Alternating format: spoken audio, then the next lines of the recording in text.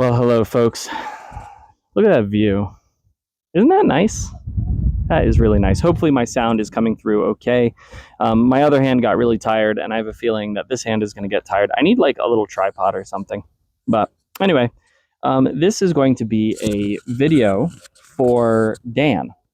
And Dan left me a comment, a particularly long and involved comment, but there was enough stuff in it. And as I started to go through and try to answer the comment, I realized really quickly that this is just something that needs to be its own video.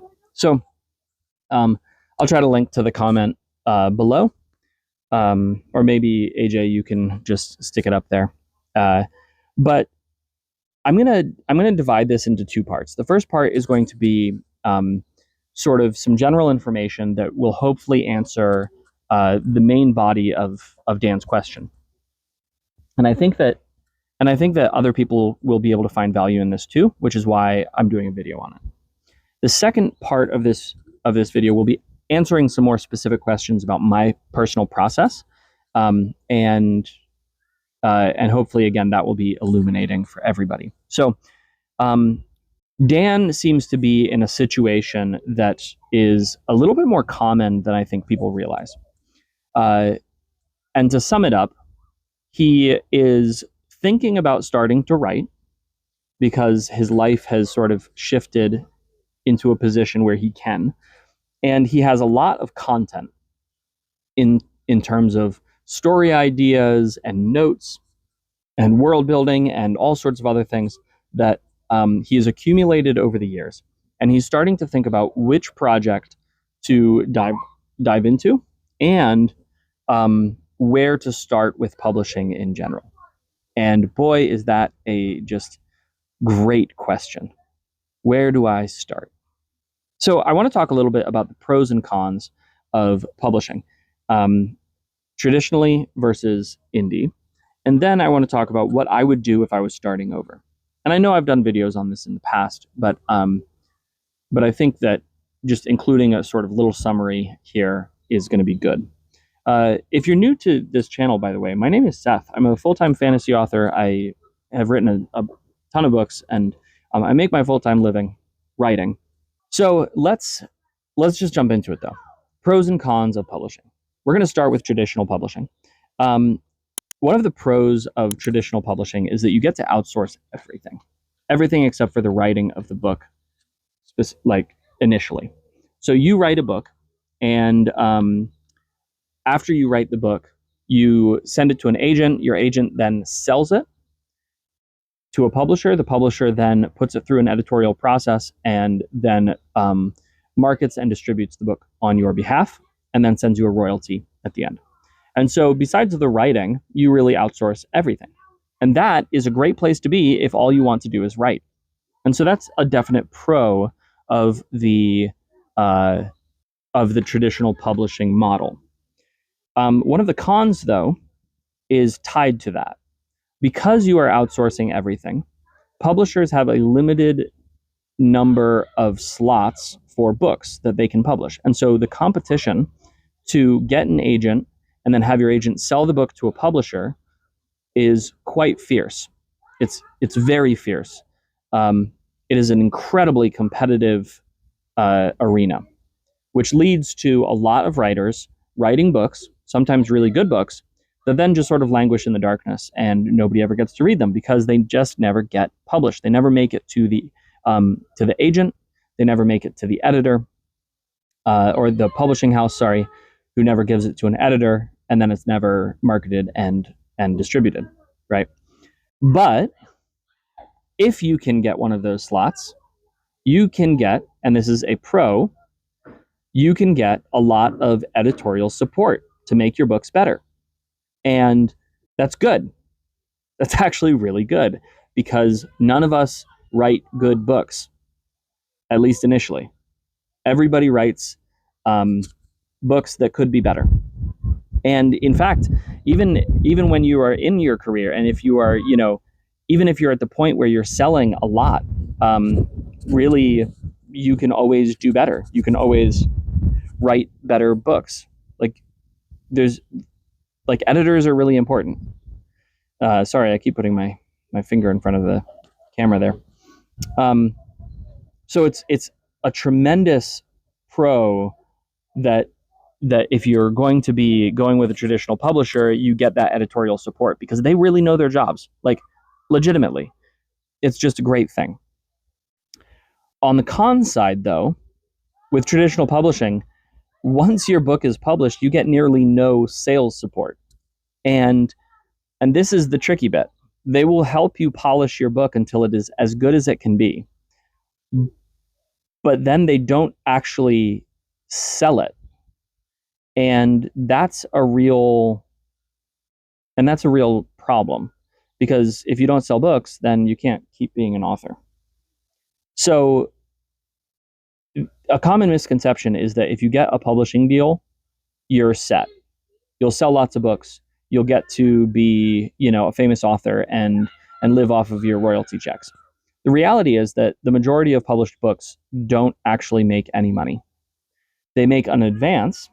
The publishing company pays you for the opportunity to publish your book, but according to recent statistics we've gotten from big four publishers, the mass majority of books don't actually make any money, and they're a net loss for the publishing house. And if your book happens to be one of those, not because it's not a good book, but because they don't actually market any of these books, and if your book happens to be one of those that doesn't sell, well, then you've just sort of missed your chance, because they're not going to pay you again for a new book that may not sell either, right? You sort of only get one shot. And so those are some pros and cons of the publishing world, right? There are some definite pros. You get to outsource everything, you get editorial support, and there are definite cons, right? It's incredibly competitive, and you get no sales support. So what about the indie route, which is what I did initially, though I've now shifted into more of a hybrid path. Well, with indie, you get no support. You don't get to outsource anything, right? You have to do everything. And that is a con, because if you have to do everything, then you can't be writing all the time. The more stuff you have to do around writing, and publishing your book, the less time you have to just write good books. And so that's a real challenge for most indie authors. And I've seen more than one career tanked because the person wrote a great book and then could not do all of the stuff around that book in order to sell it. And that was so demoralizing that they just gave up, right? And they stopped writing. And that's a real shame. But on the pro side, it's much less competitive. I mean, it's so much less competitive that all you have to do in order to publish your book is go on KDP, sign up, and upload your book. And that's it. There are infinite number of slots for publishing through Amazon, right? Now, it's competitive when you go to sell your book, right? But it's still not as competitive as traditional publishing, because again, there's infinite bookshelf space on Amazon. People just search for keywords. Whereas if you go to a bookstore, there's limited space in the physical bookstore, and so your title has to compete with every other title for that slot, right? So indie is less competitive in an interesting sort of a weird way. However, you also get no editorial support. If you want an editor, you have to pay for the editor. And the quality of the editor that you can get as an indie publisher, especially a new indie publisher, is probably way lower than, it's not probably way lower. It is way lower than the editorial support that you can get from a traditional publisher. You have to do all of that editing yourself. You have to make sure you're writing good books yourself, right? You don't get the benefit of other people who have tons of experience in writing and selling books. But one of the pros is that the indie community is awesome. And you can get a tremendous amount of information and training on how to do all of this for free on the internet. That's how I did it. There are also a lot of conventions that you can go to. 20 books to 50K was the big one. It's now Author Nation. But there are a lot of others that will also help you learn how to write and publish your own books. All right. So that's sort of the rundown of the landscape in terms of publishing versus like traditional publishing versus indie publishing. So let me answer the question: what if I was starting again? What would I do if I was just starting all over? Like, I'm starting from scratch. Let's say I'm in Dan's position. I'm starting from this place where I have some content, I have some ideas, I have notes, I have that kind of stuff. If I was doing this again, I would definitely focus indie. And the reason I would focus indie is because I think there's just more opportunity there. Again, it's much less competitive. And the thing that's most important is learning how to do this. Man, I really need a tripod. It'd be great if I just had a tripod that sat right there. But I don't. I have my hand. So you guys get this sort of awkward camera angles. Anyway, I'll have to live with it. Because it's too nice to go inside. So yeah, what I was saying is that the most important thing is to learn the industry. It's to learn about publishing. It's to learn how to sell books. You can write good books, and you can learn how to write good books, and you can polish your books until they shine. But if you don't understand how to sell books, being an author, whether you're trying to go traditional or you're trying to go indie, is just incredibly hard. It's tremendously hard. And the reason it's so hard is because nobody else is going to sell your books for you. Whether you're indie or you're trad, it doesn't matter. You have to sell your books. And so what I would do if I was starting out is I would not pick my best story. I'm not saying that you should pick a bad story, but don't pick the one that like you want to have as your legacy, that you want to be remembered for. All right? Pick something that you think comfortably that you can write in a relatively short amount of time, that you're interested in writing, and that you're willing to make mistakes with. Because that is what your initial series is going to be. It's going to be you making all of the mistakes around uploading and publishing and launching and selling your series. And so if you can just make all of the mistakes in the first go round, then that means when you do it again, the second time you do it, you're going to do much, much better. And so that's actually the third thing. So again, the first thing is I would start indie. The second thing is I would treat my first series as a learning opportunity. And the third thing is I would hold the perspective that I am not going to sell many books. I'm not going to succeed right out of the gate. But instead, that I'm going to succeed through iteration. I'm going to succeed through trying all of the different things until I get it right. Because realistically, that is what is going to happen. Realistically, you're just not going to get the first series to blow up. Like, it just doesn't happen that way very often. Now, if you write a really good book, it can happen, and that's awesome. But don't expect it, right? Expect that it's not going to happen, and then you can be pleasantly surprised when you start seeing success. And as long as you keep at it, as long as you are willing to change your beliefs as you get new information, success will come. It absolutely will. I got tired. My hand got tired, and so I had to switch hands. Anyway, look at that view. Isn't that nice? Oh, man. I love this place. Don't love the circular saw that's going next door, though. That's okay. Hopefully you can't hear it. It's not too loud. What was I saying now? Oh, yeah. So the final piece of it is that if I was starting over, I would recognize that you have to be able to change your mind really, really quickly. You have to understand that most of your preconceived notions when you're coming into publishing are probably wrong. And unless you can accept that they are wrong and then iterate on your beliefs, it is a brutal game. It is a really hard game. But if you can if you can just say, you know what, I'm willing to make the changes necessary, and I'm willing to try the different changes, and I don't need to see success immediately, you can do it. Yeah, it's totally accessible to everybody.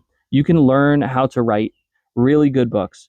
You can you can learn how to market those books to readers. You can learn how to position yourself. It just requires study. And so again, what would I do if I was starting over? Well, I would start by choosing the indie path instead of the traditional path. I would then start learning everything I could by going to Author Nation, going to various conventions, reading online, joining the 20 Books to 50K Facebook group, taking some of the publishing courses that are available, and I would just learn as much as I humanly could. And then I would plan on my first series not being a success and using it as sort of my test series to see if I can to see if I even like it. And I would hold the position that most of what I know about publishing is probably wrong, and I'm going to just have to iterate 1,000 times before I really understand what I'm doing. So that is how I would start. And that brings me to the final portion of this fairly long video. Sorry about that. And that is that Dan had some specific questions that I also want to answer. The first one, why do my books come out so quickly? Well, he asked if my books come out so quickly because I have a deal with my publisher or because my process is just really refined. And the answer is simply that my process is just super refined. I focus almost exclusively on writing rather than on publishing. Part of that is because I have outsourced my publishing to my publishers. And rather than worry about marketing my books and how my books are doing, I do market my books, and I outsource that as well, though. Because I focus almost exclusively on writing, I can just write my books, go through my editorial process, and then send them out. And they're good to be published. And we don't have to wait on sort of the long publishing schedule that a traditional publisher typically has. That's one of the reasons I love my publisher, Aethon.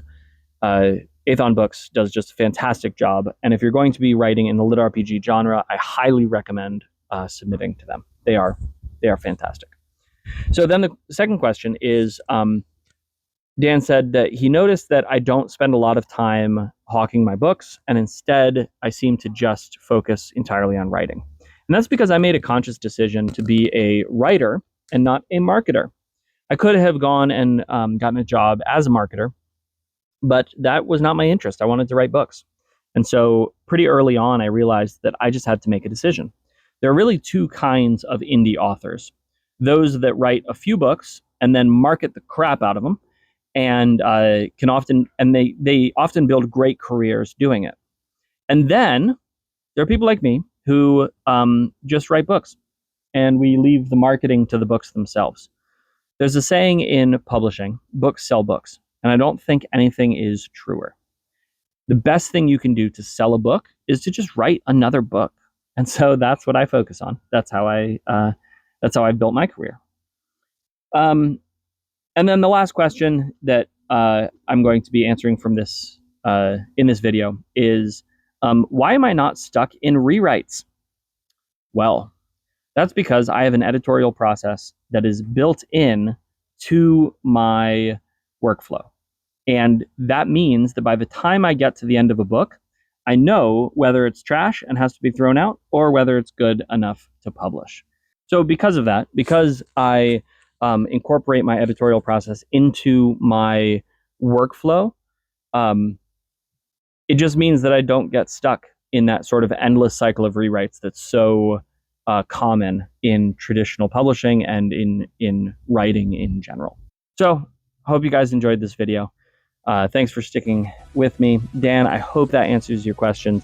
If you have any others, just drop them in the comments. Definitely let me know. anybody else, if you have questions as well, happy to answer them for you as best I can. I hope you all have an absolutely lovely